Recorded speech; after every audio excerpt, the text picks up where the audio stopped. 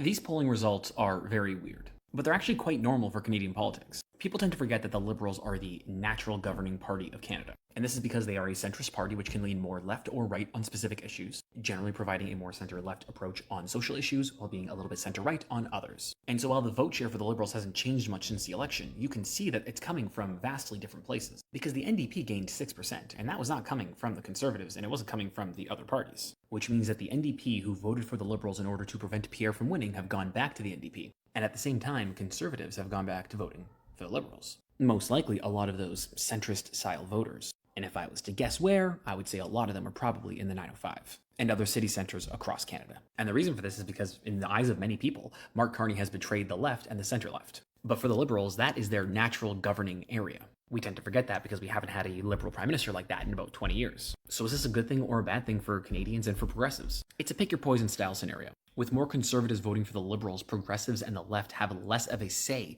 in Liberal politics. Because Mark Carney does not need these votes anymore. With a 14-point gap, Carney doesn't need any other votes. He can just maintain what he is doing, which is what the Liberals naturally tend to do in Canada.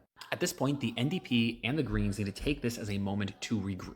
They need to find ways to reach their core voters and to convince them that it is worth switching their votes back to these parties. Ultimately, the ideal scenario is the Conservatives are able to peel back a few more votes from the Liberals. The Liberals have to lean a little more to the center in order to appease more people, because the NDP and the Greens should be able to increase their vote share as well, taking from the Liberals, putting us back into a position where the Liberals would most likely be able to win a minority government and need the NDP to back them. Why do I say that that's ideal? Because I don't see at this point in time the NDP coming out and becoming even the opposition, let alone staying in third or fourth place. They're relegated to fourth place. I don't see them moving beyond that. And this is why we need proportional representation or otherwise electoral reform. Because these parties, well, okay, maybe not them, but these parties are not getting the representation that they should have, which makes it a lot easier for these two parties to basically act the same. And it makes it too easy for these voters to vote for these guys to keep these guys out. The cycle of Canadian federal politics.